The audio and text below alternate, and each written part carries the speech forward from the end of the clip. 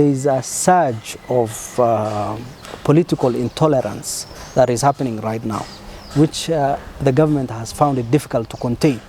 And I think it's an emerging issue. It does not mean that Noordin is not doing his job the way he's supposed to do. Kenyans and some few Kenyans from very specific regions feel like we have received more than our share.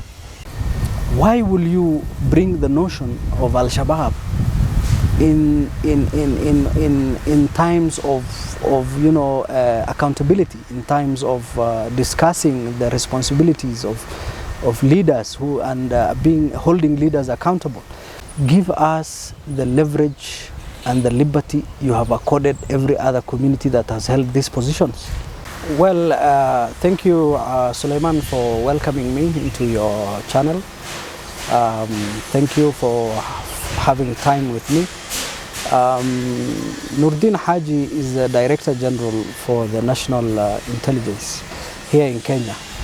And I believe it is the right of every Kenyan, the right of every responsible citizen to talk about their leaders, people who hold public offices, people who have a mandate with the people of Kenya to serve and work on their interests. So away from that, I think the first time Noordin Haji came into the limelight is when the former Deputy President Gachagua came out and picked on him unfairly, I believe, to blame him for the Gen Z demonstrations that were happening and the violence that occurred during the demonstrations.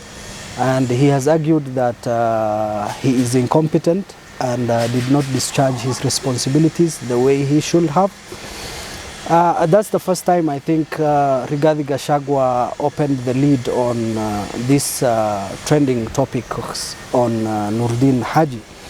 And now I think the recent trending issues about Noordin has been as a result of Gachagua and Muturi coming out and writing a statement with the DCI on the person or the persons behind the recent abductions here in Kenya, and he's argued that whatever abductions that have been happening left, right and center is actually the works of one Noordin Haji, and the president is privy to the recent cases of abductions that are happening in the country. That is what he has said, and I think that has created a whole huge debate across all social media on the character, the work and the office of Noordin Haji as a person. The Somali community here in Kenya has been left out or marginalized, so to say, that since independence we have received little developmental projects in our region. We have received little or no government jobs and appointments in terms of sharing the national cake, and I believe that has culminated to the point that the region felt left out in terms of being part and parcel of the broader Kenya and the progress and developments that happen in Kenya. So there's some truth to that, and it is evident in terms of the infrastructure, in terms of the economic developments that are happening in other parts of Kenya as compared to northeastern Kenya. And so that is very true, and indeed it is very true. I have had the privilege of traveling around different parts of Kenya, and I feel jealous of the development that happens in other parts of Kenya as compared to northeastern. We struggle with things as basic as roads to go to our homes and villages during funerals and end of the year celebrations or something like that, and elections as well. When it rains, some schools are cut off because of roads that are very porous and inaccessible when they're doing the national exams just like every other part of the country. So NEC is sometimes forced to airlift exams from here to very remote schools as well. So in general, it is true that we feel left out when it comes to development in this country. But to just answer why the Somali community is being picked on is because Kenyans and some few Kenyans from very specific regions feel like we have received more than our share in this Kenya Kwanza government. They believe that we hold very critical and important positions in this Kenya Kwanza government that we are not supposed to hold, or according to some, those positions are meant to be held by their people, by their communities, by people from their region. And this has brought a rift between us, the Somali community, and I don't want to name them, but those people from those communities. Well, I think this debate is beyond the person, Noordin Haji, and the office he holds. This is a demonstration of a particular community here in Kenya hating on another one. That no matter how much we show our patriotism, our love, and our affection for the Republic of Kenya, which we belong to by blood, we are never enough for them. There are more Kenyans than they believe they are more Kenyans than us, the Somali community. But the truth of the matter is we are as much Kenyans as that particular community. We belong to this country by birth, by right, by every privilege that comes to us. So, like I said, it all started from the former deputy president putting the Noordin Haji on the spotlight, and now another member of that particular community coming out and putting Noordin Haji on the spotlight. And I want to be very objective in terms of criticizing the office of the Director General for NIS, and that Kenyans have a right to criticize, complain, and hold accountable the office of the Director General for NIS. But we go into a different topic when we start discussing the community Noordin Haji comes from, and the character and persona of Noordin Haji as a person. So I think this community needs to come clean on their true intentions, because we are not only hating on Noordin Haji or his office, we are hating on every other Somali that holds a very crucial docket in this government. We are hating on the business community that is flourishing in terms of setting up their enterprises. We are hating on the general Somali people. It is evident that the growing population, the fast growing population of the Somali community has been systematically suppressed during the census that was happening here in Kenya. So all these factors are indications that they don't love us and they don't like us.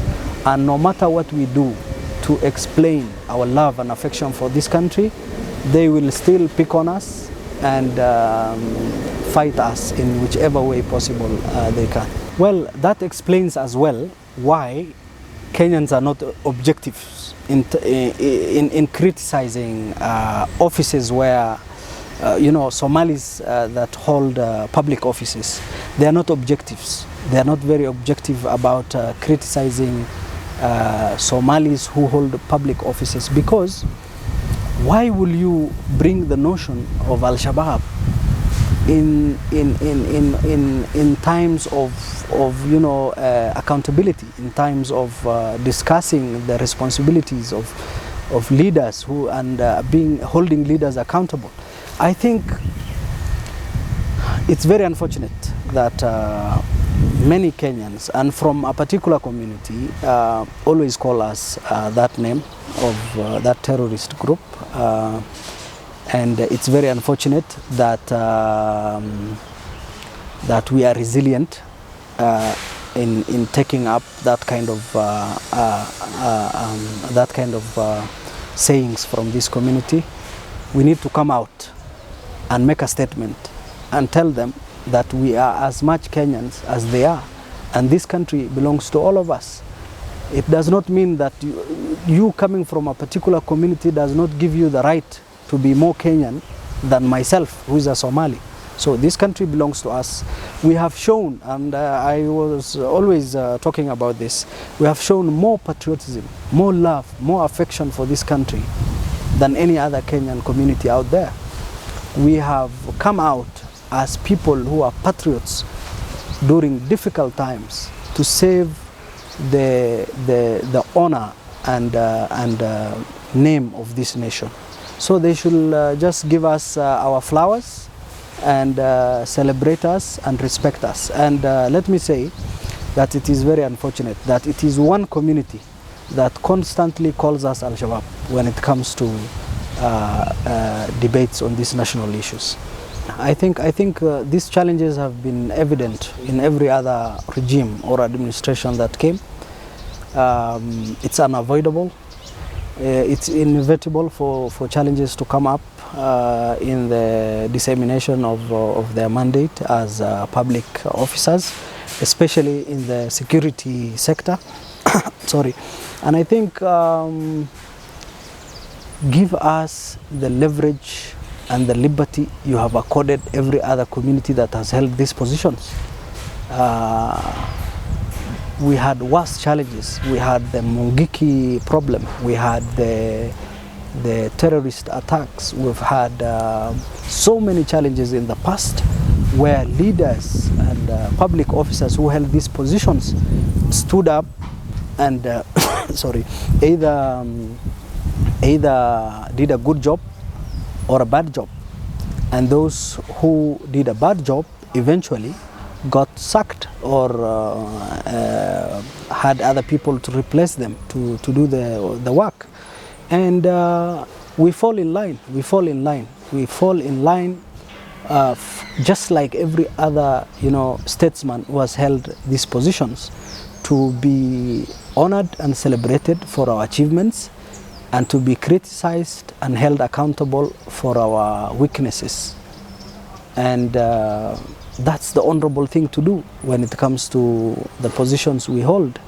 I think there is a surge of political intolerance that is happening right now, which the government has found it difficult to contain.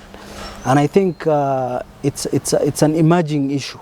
It does not mean that Noordin is not doing his job the way he's supposed to do. These are socio-political issues that are coming up in the country right now. And the government better finds a socio-political solution to these socio-political problems and let Noordin do his job. I think he's competent enough.